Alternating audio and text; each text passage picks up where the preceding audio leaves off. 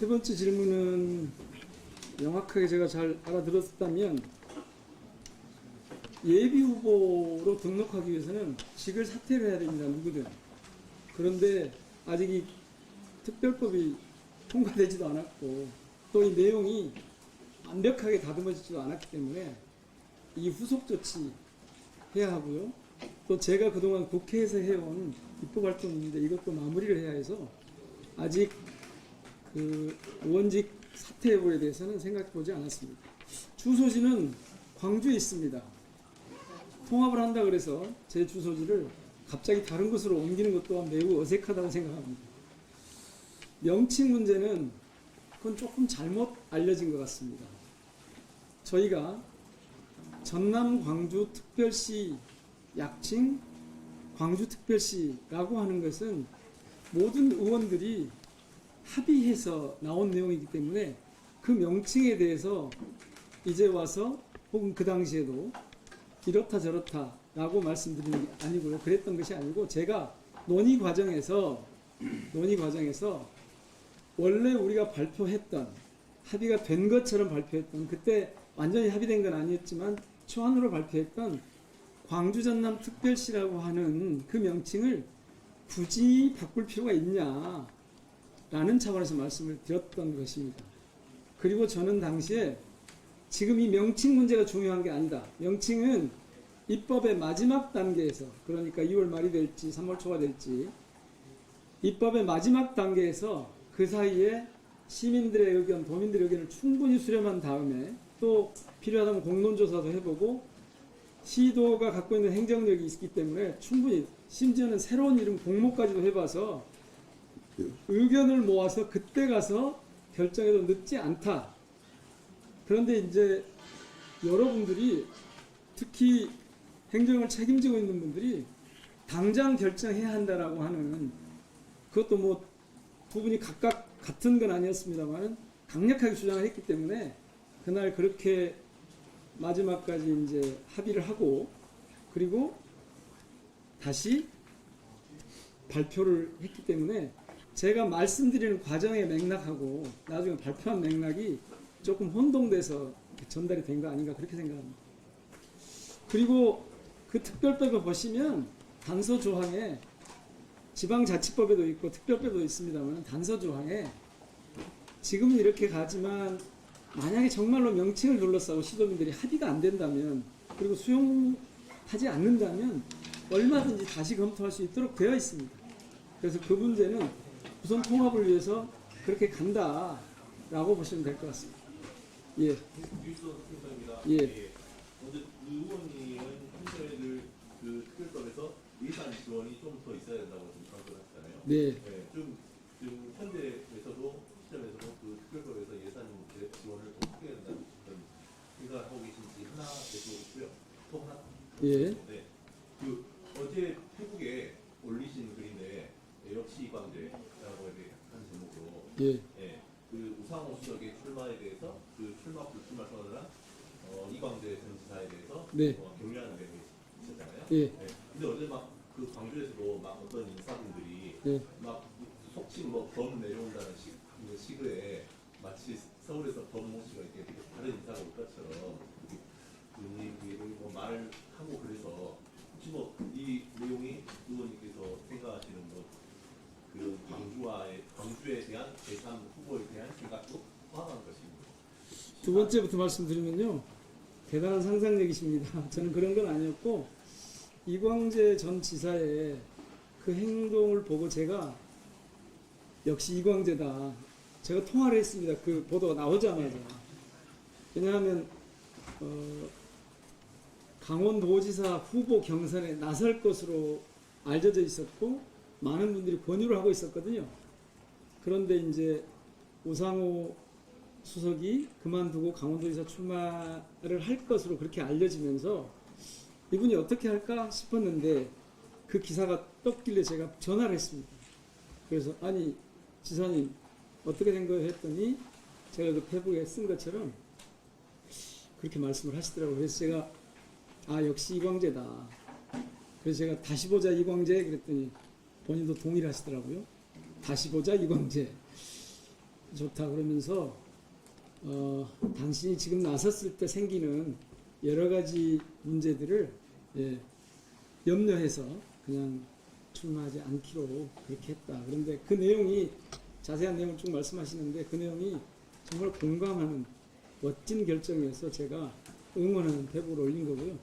그거를 이제 뭐 법내로는지 어쩐지 모르겠지만 그런 내용은 제가 들어본 적 없어 거기까지 상상력을 저는 발휘해보지 않았습니다. 그리고 예산 문제는 지금 좀 혼동이 있는 것 같습니다. 지금 특별법에 제가 마지막 그 당에서 제출을 지금 당론으로 당론 발의를 했기 때문에 그 마지막 내용을 꼼꼼하게 계산해서 점검해보지 않았지만 원래 안에는 그렇게 하기로 한 겁니다. 여기서 광주 전남 시도가 전남 광주 도시가 조정한 내용과 당초 국회의원들이 같이 합의한 내용에는 그 법안에는 5조라고 하는 한계가 설정되어 있지 않습니다. 원래 자신들이 했던 정확하게 그걸 계산하면 뭐 10조 8천억이 된다는 분도 있고 11조 9천억이 된다는 분들도 있는데 그렇게 제시가 된 걸로 제가 알고 있습니다. 그리고 이 재정 문제는 제가 몇 가지 그 기준이 있어야 된다고 보는데요. 첫 번째는 시도 통합하는 곳에 모두 똑같은 방식으로 적용하는 게 온당한가. 대통령께서 자주 말씀하셨잖아요. 수도권에서 거리가 멀수록 더 지원을 두텁게 해야 된다. 그 다음에 상황과 조건이 다른데 같은 방식의 뒷받침이 온당한가. 물론 저는 재정 지원 자체보다도 실질적으로 지역사회의 성장을 주도할 여러 가지 장치, 기업 유치, 산업 활동의 지원 이런 것들이 더 크다고 봅니다. 그럼에도 불구하고 재정 지원이 지금 5조 원으로 제한되는 법안이 제출되지는 않았을 것으로 제가 압니다. 회장부 씨의 기자입니다. 최근 여론조사의 승부를 달리고 계신데 축하드리고요. 행정통합 특별법이 국회 현안이 소위원회에서 통과가 되지 않은 상황이고 이 상황에서 지금 통합시장에 출마 선언을 하셨습니다. 이거에 관련해서 혹시 이 편에서 일반적으로 다른 사람들은 아직 그 소위원회도 통과되지 않았는데 좀 빠르지 않냐 이런 말이 있는데 이거에 대해서 어떻게 생각하십니까? 그렇게 말씀하실 수 있겠습니다. 그런데 이 법이 통과되는 시점이면 이미 경선이 시작될 때쯤 될 겁니다. 다른 분들은 이미 시장이나 지사 출마를 선언했기 때문에 제가 전에부터 생각한 것 중에 하나는 적어도 법안이 발의되면 왜냐하면 상황이 완전히 바뀌기 때문에 법안이 발의되면 그때 정도에는 제 생각을 밝히는 게 맞겠다. 그게 시도민들에 대한 예의겠다 싶어서 오늘 적었습니다. 예. 예, 먼저. 예. 그 주청사 문제는 이제 새로 뽑힐 통합시장에게 얘기만 걸로 하기로 했는데 어떻게 생각하실 계획이나 아니면 풀어나갈 방안이 있다고 보시겠습니까? 다시 말씀드리지만 명칭과 주청사 소재지 논의를 하면 그때부터 통합이 어려워진다는 걸 너무 잘 알고 있기 때문에 이걸 좀 뒤로 미룬 과정이 있는데요. 제가 조금 전에 말씀드린 것처럼 앞으로 통합의 과정은 시도민들을 중심으로 해야 할 겁니다. 다만 그 주청사라는 개념에 대해서는 저는 시장이 주청사라고 생각합니다. 그런데 시장이 저라면 청사를 균형 있게 세 곳에 분산 배치하기로 했지 않습니까? 따라서 시장도 분산된 그 청사에서 순회 근무를 할 수밖에 없다고 봅니다. 왜냐하면 특별한 권역별로 특성화된 조직을 갖게 될 거거든요. 행정 조직을. 문제는 조금 이전에 회견문에서 말씀드린 것처럼 이 지역 담당, 부문 담당 부시장을 둬서 배치해서 그 일을 챙겨가도록 하면 될 터인데 문제는 이른바 기관 유지 기능이라고 하는 행정관리 기능이라고 하는 이거를 어디에 둘 것인가 하는 문제입니다. 이거는 법이 통과되고 선거가 끝나는 대로 의견을 모으겠습니다. 분명한 것은 특정 지역의 붐으로서 도민들, 시민들이 동의하지 않는 방식으로 접근하는 그런 선택을 하지 않는다. 이런 말씀을 드리도록 하겠습니다. 지금 그 문제를 가지고 다시 논란을 일으키면 또 이게 갈등이 심화되고 앞으로 가기 어려워질 것이기 때문에 시도민들의 의견을 충분히 듣는다. 분산 배치를 해서 이 세 곳 네 곳에 분산 배치를 해서 이 균형이 흐트러지지 않도록 한다. 균형을 잡도록 한다. 그런 말씀을 우선 드리겠습니다. 예. 예. 포인트 대상 정도 아까 말씀하신 것 중에 전남의 동부, 서부, 중부권하고 광주권을 나눠가지고 구시장을 두겠다 그런 말씀이셨는데 그러면 전남, 광주, 특별시 구시장 4명이 되는 겁니까? 4명입니다. 4명이 예, 지금 광주 2명, 전남 2명의 4명을 그대로 가져갑니다. 예. 그럼 그 중부권 같은 경우는 그럼 배치가 어떻게 하나요? 그 말씀 나중에 제가 좀 드리도록 하겠습니다. 왜냐하면 네 분이잖아요. 그러니까 가능하고요. 일단 네 분이라서 가능합니다. 근데 조금 전에 말씀하신 기관 유지 기능이라고 하는 관리 기능, 행정 관리 기능 이걸 어디다 배치할 것인가 하는 문제가 이 주청사하고 맞물려 가지고 시청이 어디 있는 거냐 이렇게 될 것이기 때문에 시청은 3곳 4곳에 있게 됩니다. 그런데 그 말씀까지 드리면 또 다시 논란을 불러일으킬 수 있기 때문에 우선 그 문제는 조금만 좀 배치를 하여튼 4곳에 하겠다 이건 뭐 틀림없고요. 예. 네, KBS 유승민 기자님. 이제 앞으로 당내 어쨌든 후보 공간에서 경쟁을 하게 되실 텐데 네. 현역 시도지사들도 어쨌든 행정통합 관련해서 계속 설명회를 하고 있잖아요. 여러 가지 선거 운동이 당장은 이제 제약이 많으실 것 같은데 선거 전략이나 다른 후보들과의 관계나 이런 그 당내 경선이 이제 진행되잖아요. 이게 많은 분들이 통합특별시가 되면 좀 더 다른 선거 방식이나 당내 경선 이런 것도 필요하지 않나 의견 수렴을 위해서 여러 가지 말들이 나오는데 좀 어떤 의견이나요? 예. 선거 전략은 비밀인데 여기서 말씀드려야 됩니까? 선거의 지형이 많이 바뀌었다고 봅니다. 분명한 것은 시민주권 정부, 당원주권 정당의 흐름에 따라가야 된다고 봅니다. 지금 시장 지사분들이나 또 일부에서 자신들의 현재 지위를 활용해서 행정통합에 설명을 하고 공청회를 하는 것 저는 할 수 있다고 봅니다. 다만 그 내용이 이 통합을 얼마나 실질적으로 내용 있게 가져갈 수 있느냐에 초점이 맞춰졌으면 좋겠습니다. 어제 제가 목포에를 좀 다녀오는데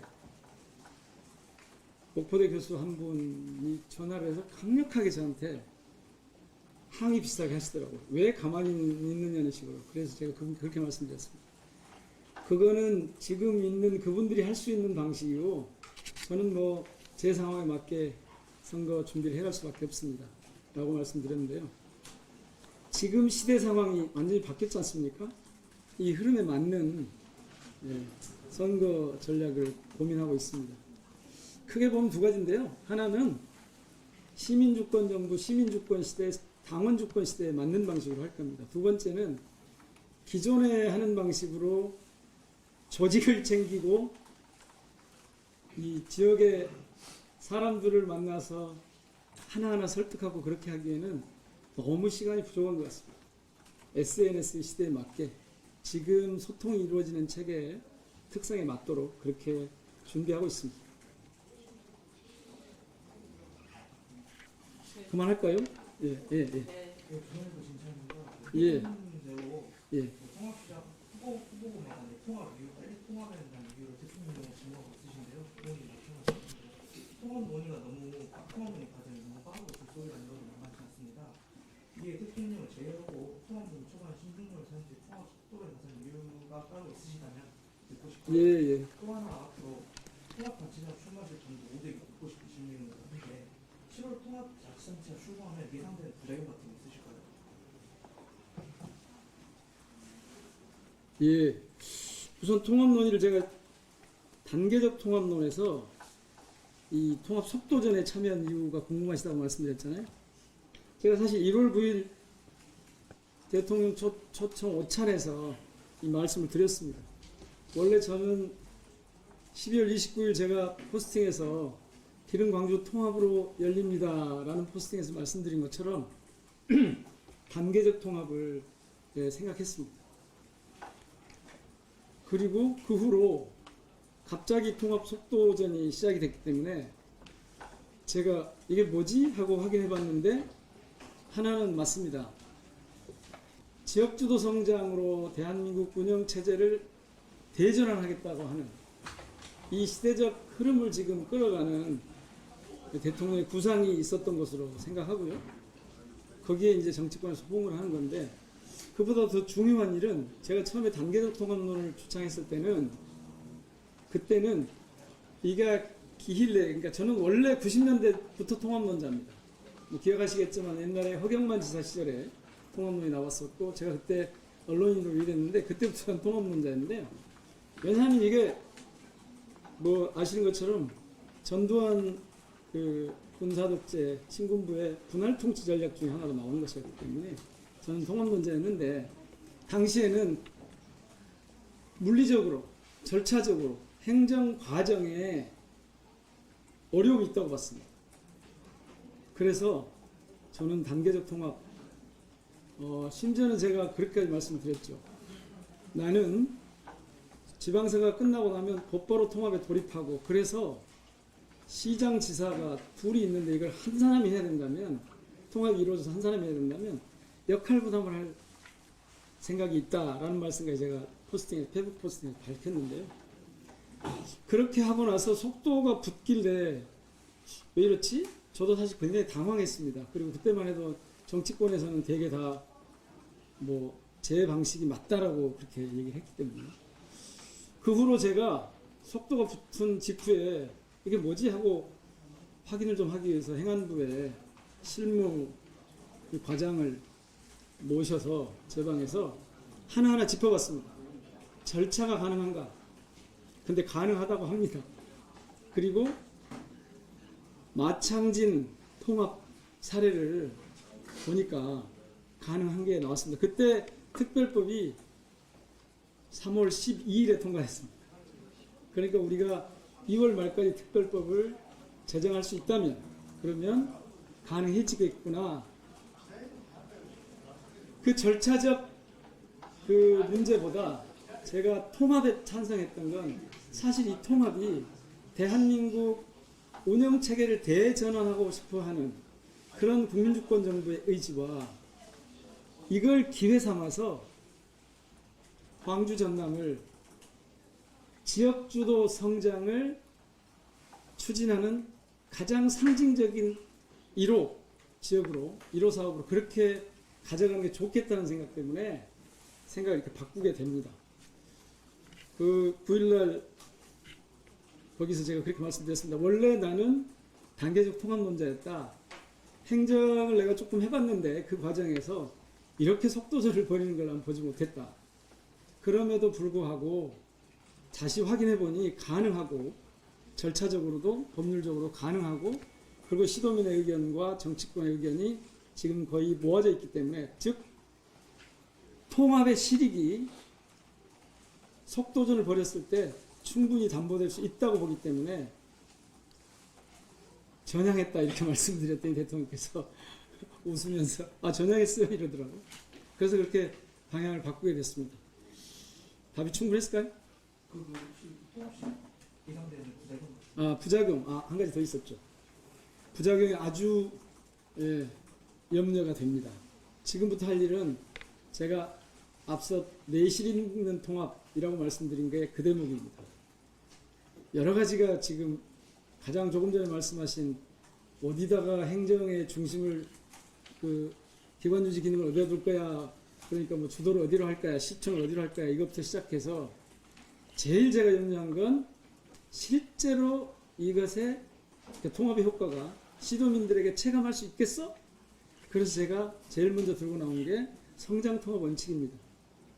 실제로 지금 광주와 서부, 동부, 중부의 불균형 상태가 해소될 수 있겠어? 그래서 제가 들고 나온 게 균형통합입니다. 저는 이 성장과 균형 사이에서 꽤 많은 요구가 분출할 걸로 봅니다. 그리고 그것이 조그마한 문제로까지 가면 상당히 격렬한 저항이 있을 수도 있다고 봅니다. 제가 여기서 강조 말씀드리고 싶은 것은 예상됩니다. 실제로 구체적으로 이 과정을 지혜롭게 넣을 수 있는 광주 전남 시도민들의 위대한 시민 정신을 저는 믿기 때문에 이 과정에서 그런 부작용을 충분히 극복할 수 있는 시민들이다. 특히 특별시가 그런 시민들로 채워져야 하고, 그래서 맨 마지막에 운영 원리로 제가 시민 주권을 강조 말씀을 드린 겁니다. 자, 그럼에도 불구하고 구체적으로 어떤 것들이 나올까, 요거는 조금 더 시간을 두고 보시기로 그렇게 했으면 좋겠습니다. 네, 저기 죄송한데 긴 시간을 못 드려서 죄송해요. 짧은 질문이라면 한 분만 받고 마무리를 하겠습니다. 짧은 질문 드리겠습니다. 아, 네. 의원님 프레시안의 박순입니다. 예. 오늘 의원님은 평생 잊지 못하실 건데 오늘 2월 2일로 정하신 이유가 한 말씀 해주세요. 아, 조금 전에 말씀드렸듯이 법안이 발의되면 하려고 생각하고 있었는데 오늘이 마치 월요일이고 2월 2일이어서 그냥 했습니다. 다른 의원은 아, 네, 여기까지. 오마이뉴스 배동민입니다. 예. 저기 원래는 이제 시장, 도지사 이렇게 개별로 준비를 하시다가 통합되면서 이제 통합별 시장을 준비하고 계십니다. 그런 역량과 지금 이제 또 언급되고 있는 제3의 인물이라든지 제3 후보 포함해서 다른 어떤 후보분들과 비교했을 때 특별시장으로서 어떤 본인께서 가지고 있는 본인의 가장 큰 역량이 뭔지 궁금합니다. 제 자랑을 다 하라는 말씀이신데 다 하고 싶지는 않고요. 기본적으로 지금은 갈등 조정이 굉장히 중요한 이슈가 될 겁니다. 가장 기본적으로는 행정 역량인데 그거는 뭐 제가 정부 일을 2번이나 해봤고 지자체 일도 2번이나 해봤으니까 더 말씀드릴 필요가 없을 것 같고, 두 번째는 통합 과정에서 생기는 갈등 조정이 아마 클 겁니다. 제가 사회조정비서관 출신입니다. 그래서 이쪽에 나름대로 그런 현장 경험도 있고 전문성이 있습니다. 그리고 실제로 지금 더 중요한 것은 정부의 이 지역주도 성장 정책하고 이것을 받아 안는 역량이라고 생각합니다. 그러니까 아무리 정부가 지역주도 성장을 강조해도 그것이 지역에서 구현될 수 있는 그런 마인드와 그런 체계가 갖춰지지 않으면 사실은 자칫하면 엉뚱한 결과를 초래할 수 있습니다. 그 국민주권 정부의 그런 지역주도 성장의 원리, 이거는 오랫동안 이 갖춰온 혹은 준비해온 분권자치국가, 자치분권 국가에 대한 제 나름의 노하우가 저는 있다고 봅니다. 그리고 그것이 마치 이재명 대통령이라고 하는 이 주도자, 파트너와 저 같은 사람이 어울리면 그 대목에서는 좀 확실히 강점이 되지 않을까 싶습니다. 예. 네, 감사합니다. 더 많은 질문을 받고 답변 드리지 못해서 송구하고요. 공식적인 기자회견을 이상으로 마치겠습니다. 잘 부탁드립니다.